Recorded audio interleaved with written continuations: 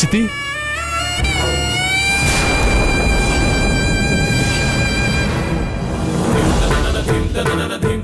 பிரபு, நீயா? நீ என்ன இங்க? இல்ல, சித்தப்பாவை பார்த்து ஒரு முக்கியமான விஷயம் பேசுறதுக்காக வந்தேன் சித்தி.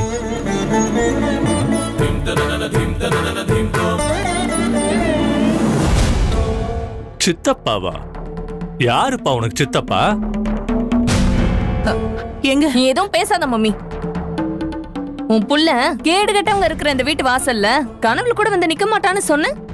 நீ சொல்லி வாய மூடல. உன்னோட ரோஷக்கார மானமுள்ள புள்ள நம்ம வீட்டு வாசல்ல வந்து நிக்கிறான்.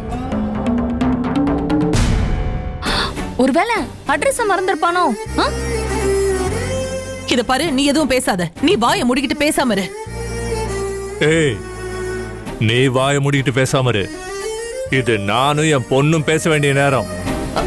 சரிங்க, எதுவா இருந்தாலும் பொறுமையா நிதானமா பேசிக்கலாம். முதல்ல பிரபு உள்ள கூப்பிடுங்க. நான் எதுக்கு அவனை உள்ள கூப்பிடணும்? இந்த பாரு, ஓ சித்தப்பான்னு இந்த வீட்டுல யாரும் கிடையாது. என் பொண்ணு சொன்ன மாதிரி நீ அட்ரஸ் மாதிரி வந்துட்டேன்னு நினைக்கிறேன்.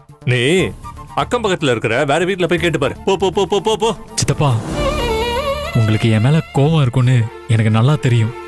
நீங்க என் மேல தாராளமா கோவப்படுங்க, என்ன அடிங்க, உதைங்க, என்ன வேணாலும் பண்ணுங்க. ஆனா தயவு செஞ்சு எனக்கு ஒரே ஒரு உதவி மட்டும் பண்ணுங்க. தயவு செஞ்சு மாட்டேன்னு மட்டும் சொல்லாதீங்க சித்தப்பா.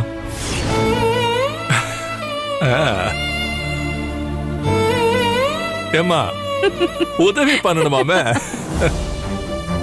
போதும், நிறுத்துங்க. ஒருத்த மனசு கலங்கி போய் கஷ்டப்பட்டு நம்ம வீட்டு வாசல்ல வந்து நின்னுட்டு இருக்கான். அத பார்த்து நீங்க ரெண்டு பேரும் இப்படி கிண்டலா சிரிக்கிறீங்களே. உங்களுக்கெல்லாம் கொஞ்சம் கூட மனசாட்சி இல்லையா? அதுவும் அவன் யாரும் எவரும் இல்லைங்க, உங்களோட சொந்த அண்ணன் மகன். உங்க புள்ள மாதிரிங்க. நம்ம குமர மாதிரி தானங்க இவனும். அத மறந்துட்டு நீங்களே இப்படி நடந்துக்கிறது நல்லா இருக்கா? மம்மி, நீதான் இவன டாடிக்கு புள்ள மாதிரின்னு சொல்ற. ஆனா இவன் இது வரைக்கும் எப்பவாவது என்னைக்காவது அந்த மாதிரி நினைச்சு டாடி கிட்ட நடந்திருக்கானா? டாடியை எப்பாவது நல்ல முறையில கூப்பிட்டுருக்கானா? எப்ப பார்த்தாலும் ஏமாத்துக்கார ஏகாம்பரம், ஏமாத்துக்கார ஏகாம்பரம்னு வார்த்தைக்கு வார்த்தை சொல்லி அப்பாவை குத்தி காமிச்சுதானே பேசிட்டு இருப்பான். இப்போ அதே வாயால சித்தப்பான்னு கூப்பிட்டு உறவு கொண்டாடிட்டு வந்தா என் டாடி உடனே வாடா மகனே வா வா அப்படியே கூப்பிட்டு கொஞ்சி முத்தம் கொடுத்து மடியில வச்சு கொஞ்சணுமா? அதுக்காக நான் மன்னிப்பு கூட கேட்கிறேன் வேல்விழி. மன்னிப்பு கேட்டா எல்லாம் சரியா போயிடுமாடா?